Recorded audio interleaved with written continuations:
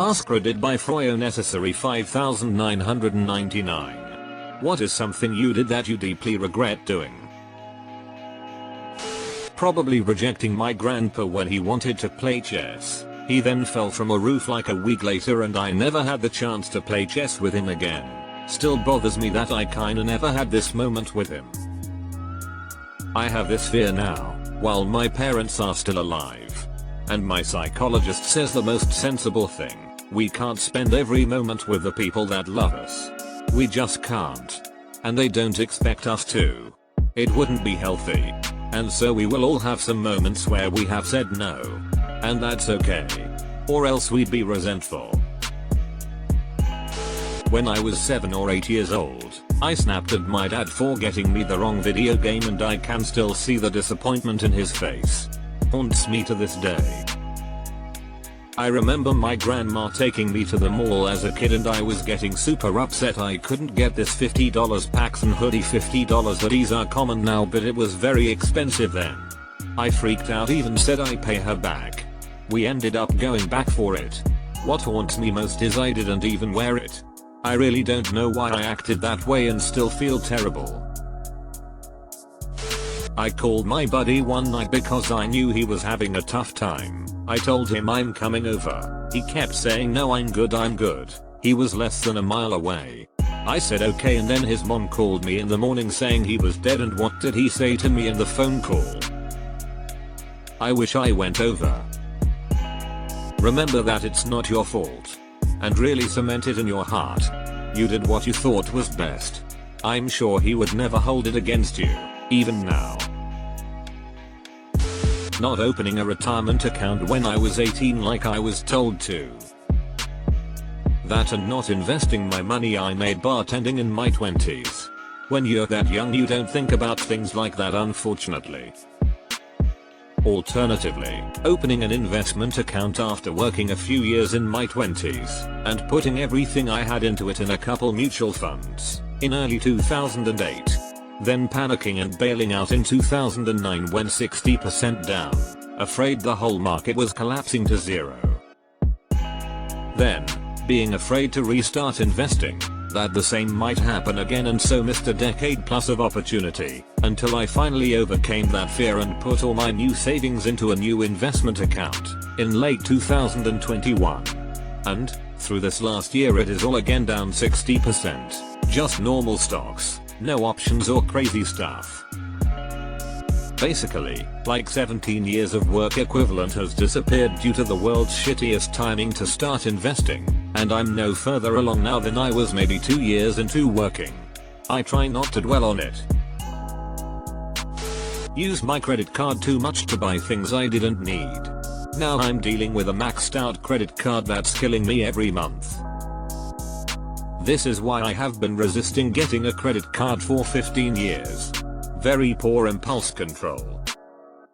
I deeply regret letting my creative writing and piano playing skills go to shit. Ever since I entered the corporate world 19 years ago, it has consumed me and I no longer feel passionate about those things. I stopped practicing everything. When I try to make myself do them, it feels like just that.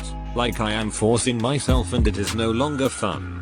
I feel like I've become a shell of my former self in so many ways. That fucking hit me. I really enjoyed drawing but I took a break.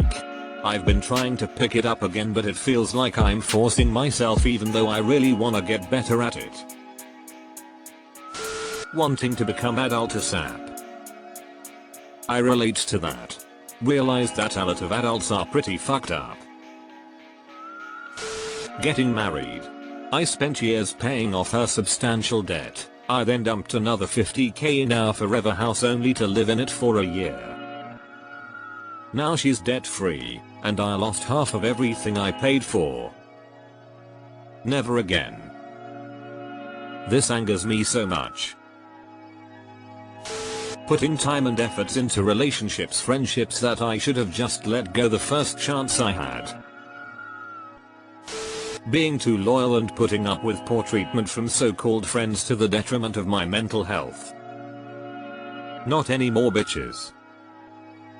Cut them all out when I realized they were unable to respond to me in a healthy way and still expected me to be on default fawning mode. Absolutely. Here's to cutting the shitty people out of our lives when they'd rather have a lapdog than a friend. Not waking up earlier. Feels like I was somewhat sleepwalking my entire life, not taking anything seriously and being utterly numb.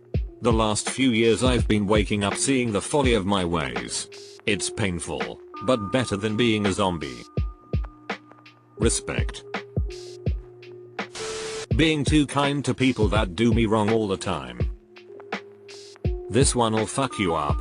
Don't ever feel like it's your fault. A lot of people are just nasty. And remember that you don't owe anyone anything. Be kind if it makes you happy. If you feel like they don't deserve it, don't give it to them. Some people don't deserve your kindness.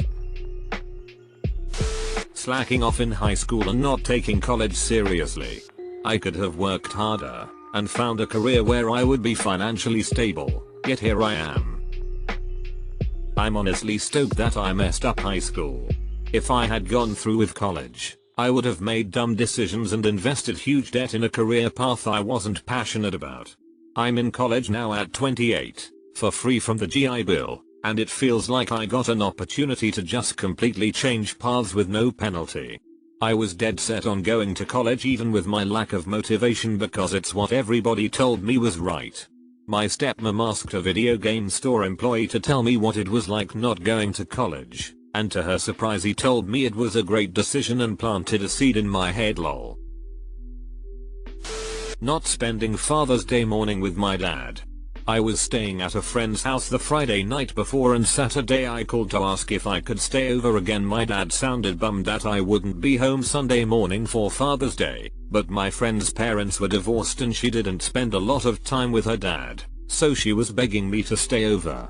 He let me, but I wished I wouldn't have. Turned out she was the one spreading terrible rumors about me, became my bully, and to top it off my dad died when I was 18, so I don't get to spend any Father's Days with him. Wish I would have gone home and spent the time with him instead.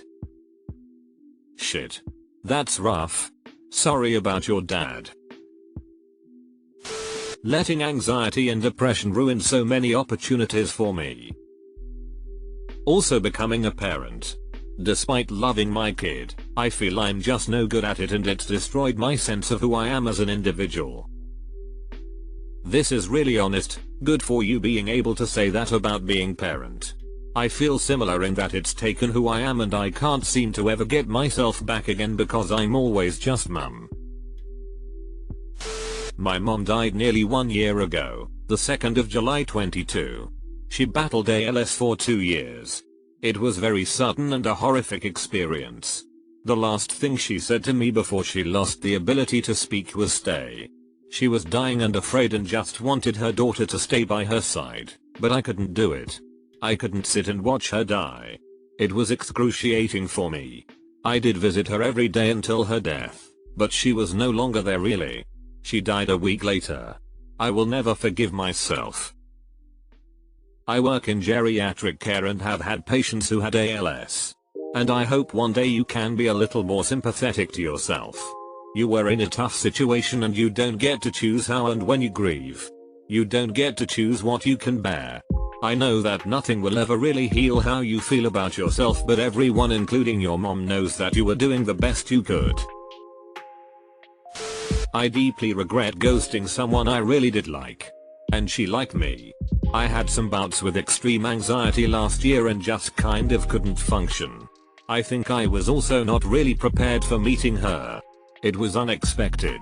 I think I wasn't in a great place for that at that time. I don't know if I should reach out to apologize or not. I don't know if she would want to hear from me. I probably will and I do want to. I want her to know it wasn't because I didn't like her. I really did. I really feel terrible about it. Oof. This is super close to home. I'll say that I wish the person that ghosted me would reach out to let me know they're at least alive. Getting married to my first girlfriend at 19.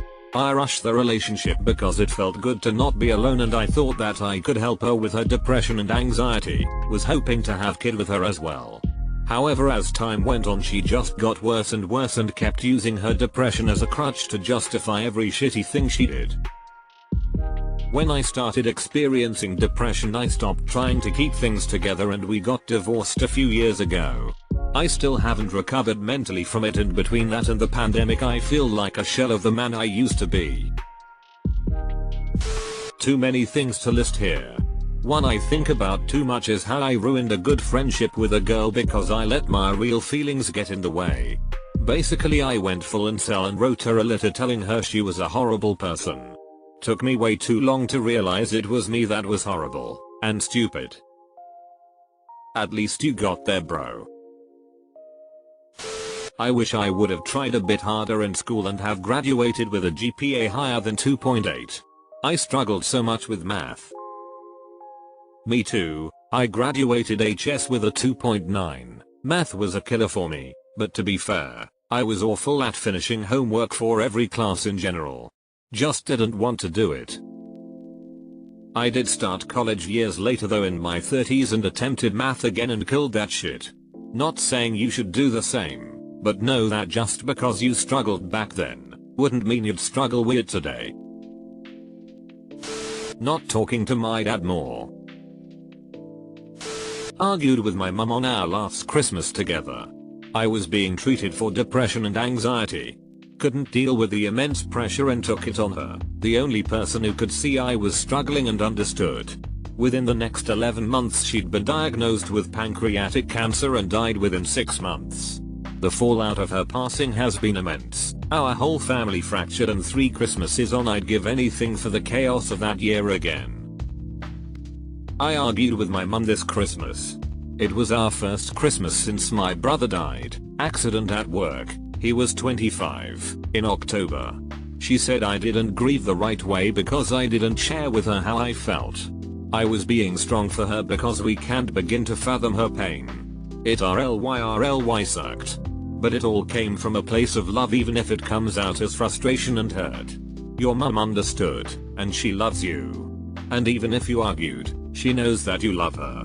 I know it's something that you regret, but your mum would hug you and say it's okay if she could. Rushing my life and becoming an adult sooner than I thought I wanted to. It's hard being alone. I listened to my dick throughout high school and university and beyond. Never did he make productive decisions. I was 7 years of age. I had an argument with my mother the night before she died. Before I went to bed she asked me for a hug. I told her no and stormed off to bed. The next morning I woke up to find everyone in the house was gone. It was very surreal and confusing. My father came back in that morning crying and told me my mother had died of a brain hemorrhage. Never go to bed on an argument. Alright, here is a fun one. As a young kid in elementary school I rode the bus home, and when I sat in my seat as normal I made friends with a girl behind me. And yes, I'm a male. Well, anyway, she was black, but I didn't know anything about black people or racism. This was also a time when I thought if you had a name, that name of yours was a name no one else in the world had. Her name was Bianca, and there just so happened to be another girl in my class named Bianca. So with my tiny brain at the time, did the most logical thing I could do. Call her Brown Bianca. We were good friends until she moved away and I got